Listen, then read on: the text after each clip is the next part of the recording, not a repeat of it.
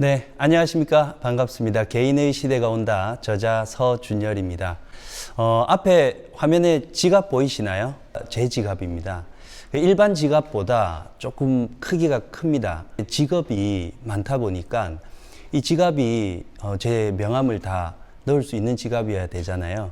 근데 이 지갑을 이렇게 펼쳐서 주변 분들에게 한번 보여주면 반응들이 굉장히 다양합니다. 아니, 왜 이렇게 힘들게 사세요? 뭐 이렇게 많은 일을 하면 잠은 제대로 잡니까? 이런 분들도 있고요.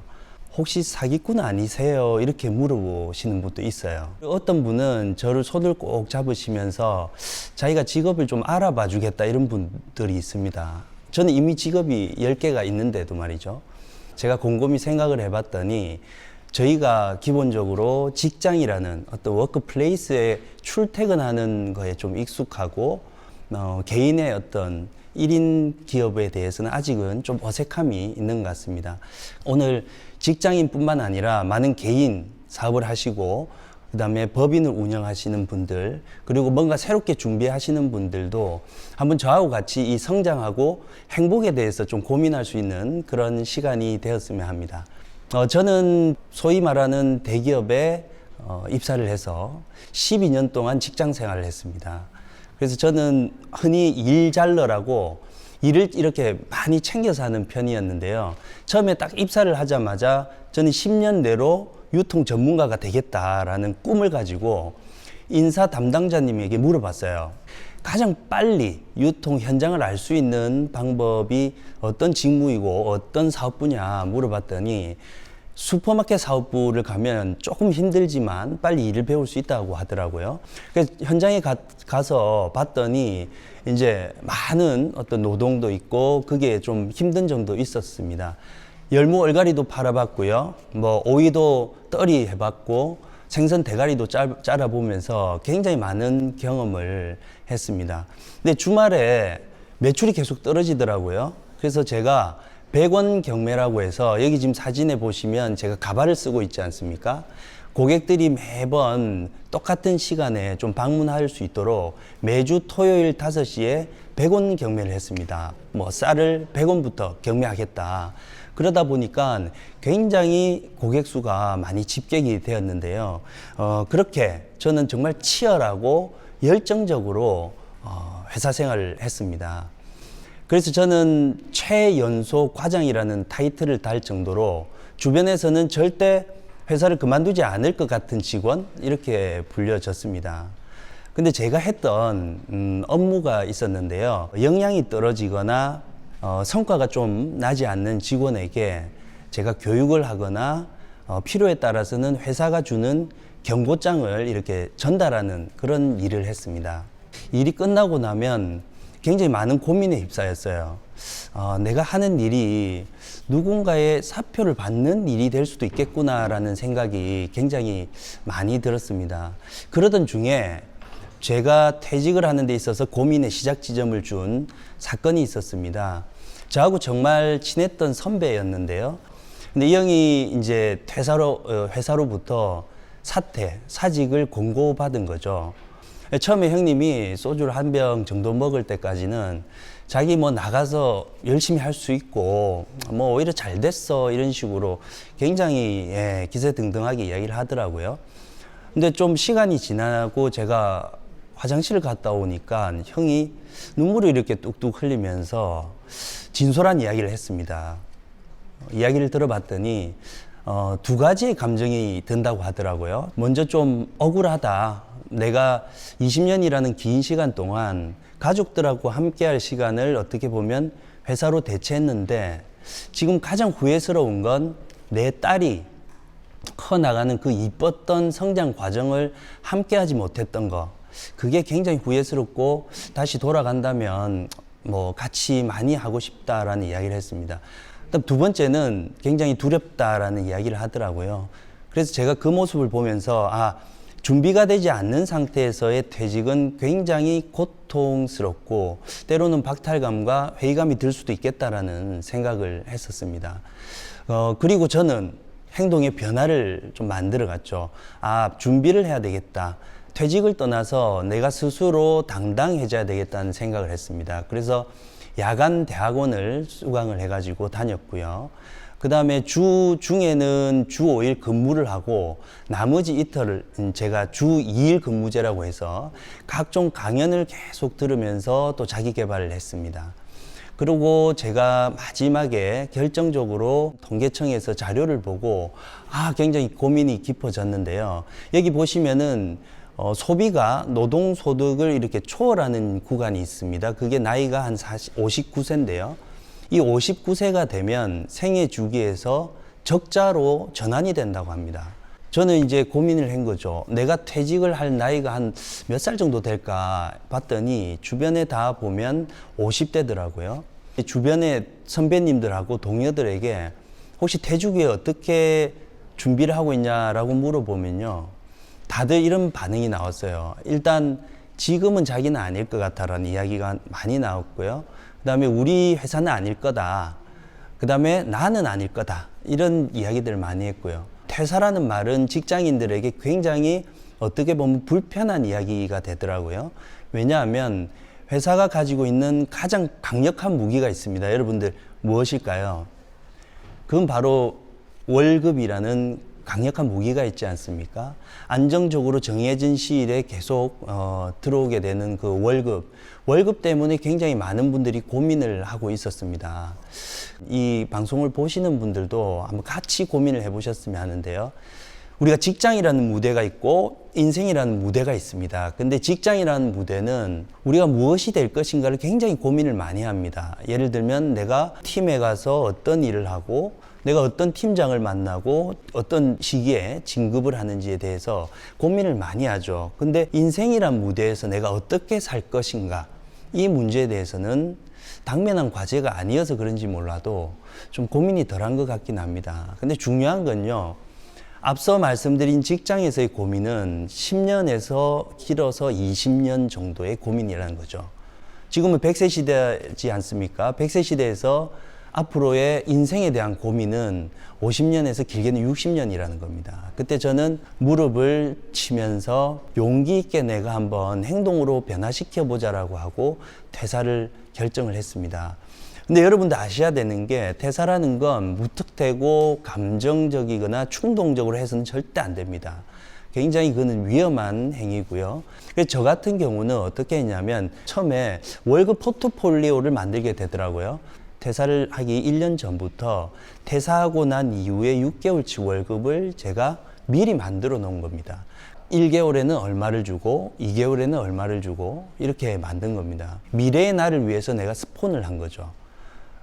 그렇게 해서 퇴사를 구체적으로 경제적으로 좀 준비를 했다라는 말씀을 드리고, 회사에서 내가 했던 직무 중에 2년의 경험 데이터가 있으면 이걸 가지고 내가 회사를 퇴직하더라도 나의 어떤 수익 구조를 만들 수 있다라고 생각을 해서 키워드들을 한번 뽑아봤습니다. 교육을 제가 담당을 했기 때문에 교육 콘텐츠를 하면은 뭐 강연이 될 수도 있고 강의도 될 수 있겠다. 그리고 유통회사이기 때문에 제조회사, 홈웨어, 무역을 해볼까 이런 고민도 좀 했었고요. 그 다음에 항상 저는 뭔가 새로운 걸 좋아해서 트렌디한 거. 그 다음에 저는 기획부서에서 오래 있었기 때문에 보고서나 이런 레포트를 많이 만들었습니다. 그리고 기업에서 이런 CSR, 사회 공헌 활동을 하는 것을 보고 나도 언젠간 뭔가 여유가 있으면 저런 활동도 한번 하면 좋을 것 같다, 이렇게 제가 한 5개 정도의 키워드를 뽑았습니다. 그래서 저는 먼저 2015년 말에 회사를 정리를 하고 2016년도부터 제가 시간 강사를 했습니다. 월급을 받았는데 지금도 기억이 납니다. 68만 원을 받았던 것 같아요.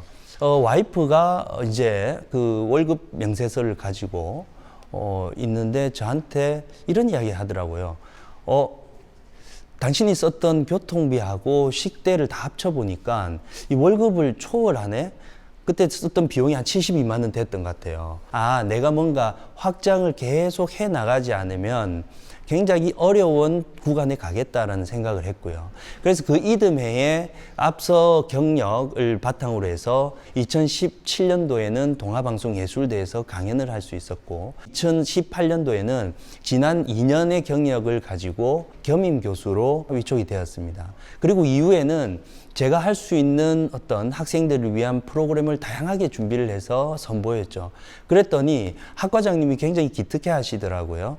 그래서 저보고 더 큰 강의를 계속 맡겼던, 그게 저 입장에서는 시간 강사로부터 겸임 교수까지 직업이 계속 모양을 변형하면서 좀 확장되지 않았냐라는 생각을 해봅니다.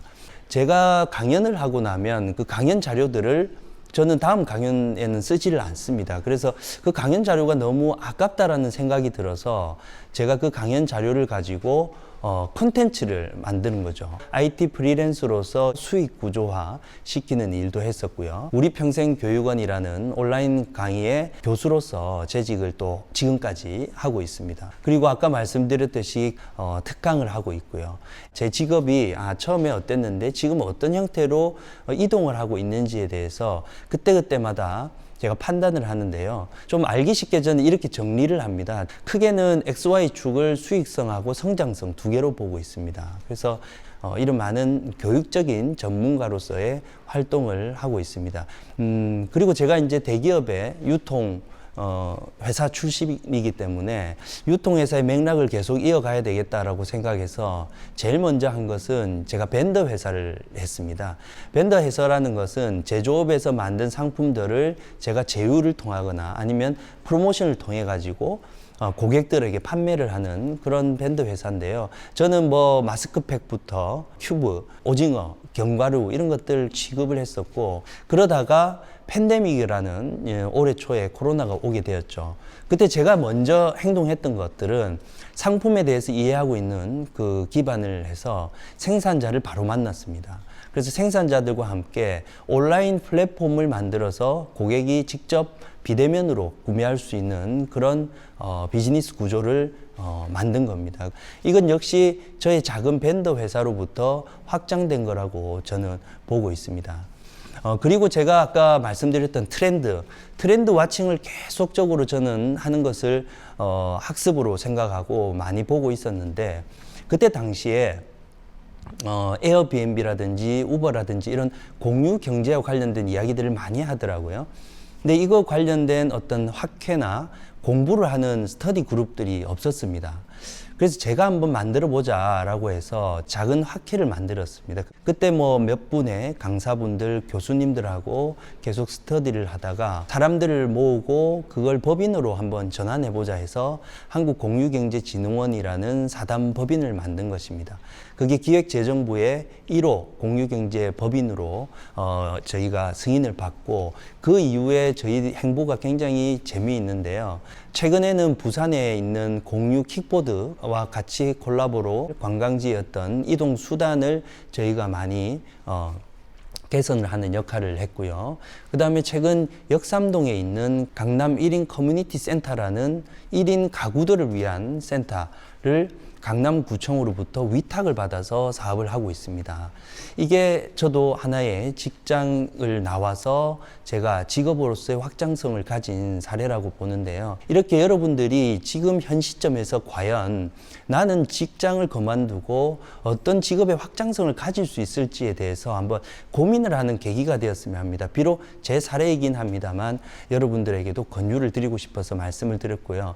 혹시 제게 전화가 오는 분들이 많아요. 그러면 제가 전화를 해서 물어봅니다. 혹시 제가 무슨 직업이던가요? 이렇게 물어봤어요. 초창기에는요. 왜냐하면 저 스스로도 제 직업이 굉장히 정리가 안 돼 있었거든요. 이러다간 한계치에 이르겠다 해서 제가 가지고 있는 그때 당시에 한 5개 직업들을 스케줄을 계속 이렇게 시스템으로 한번 뽑아보려고 정리를 했더니 그루핑이 가능하게 됐죠. 이렇게 저는 요일별로 저의 직무를 지정을 하는 그런 시스템을 만들다 보니까 업계 간의 직무 간의 어떤 괴리되는 거나 맥락이 끊기는 현상들이 없어지고 업무 집중도가 굉장히 높아졌던 것 같습니다. 근데 이걸 어떻게 시스템으로 관리를 하냐.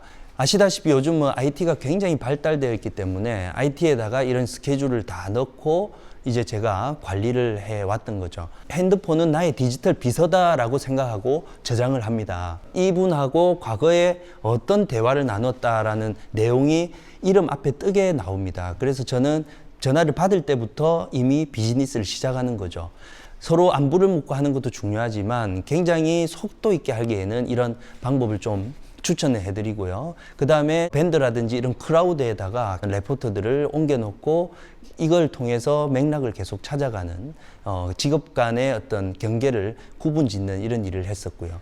뭐 다들 하시겠지만 SNS는 일종의 나의 디지털 홍보팀이다라고 생각하고 계속 저를 해시태그를 통해 가지고 홍보를 했습니다. 저는 아침에 출근 시간이 제가 어느 정도 걸리는지 아세요? 단 10초입니다. 10초. 저는 플러그를 꽂을 수 있는 노트북에 플러그를 꽂을 수 있는 공간은 저의 직장이 되고요. 꽂는 시간은 저의 출근 시간이 되는 겁니다. 이렇게 하다 보니까 직장인들은 일주일에 2시간씩 출퇴근하는 데 따르는 어떤 낭비적 요소가 있다면 저는 그 시간을 많은 직업을 제가 일할 수 있는 어떤 시간을 확보했다라는 겁니다.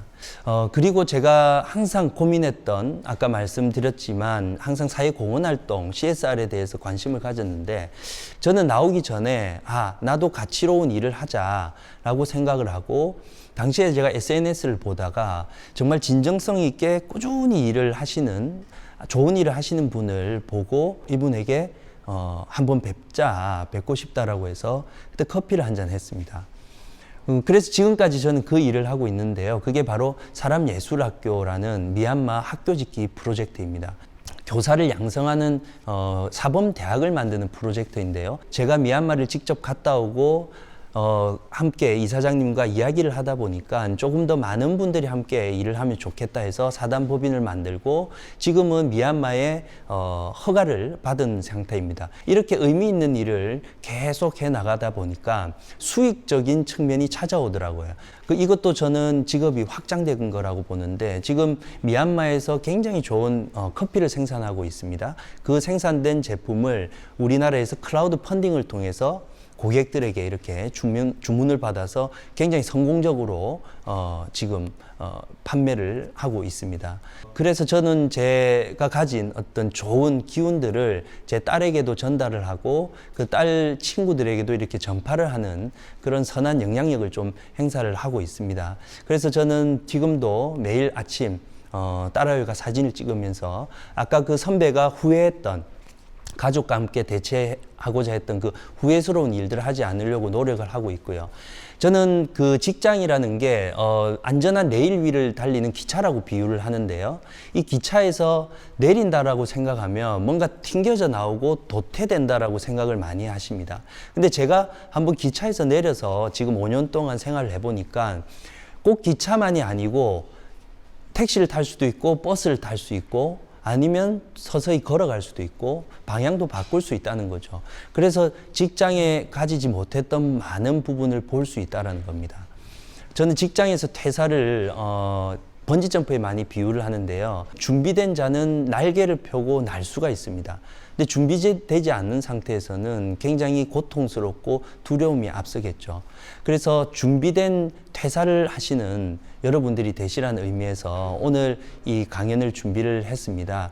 꼭 퇴사뿐만이 아니라 우리가 뭔가 새로운 일을 준비할 때도 그 일에 있어서 계속 준비를 하는 사람이 되면 그 티핑 포인트가 오지 않습니까? 그게 곧 여러분들에게는 기회가 될 수 있고 그게 직업의 확장성을 저처럼 계속 넓혀 나갈 수 있지 않냐 그런 생각을 해봅니다. 네, 준비된 사람이 되시기를 기원하겠습니다. 감사합니다.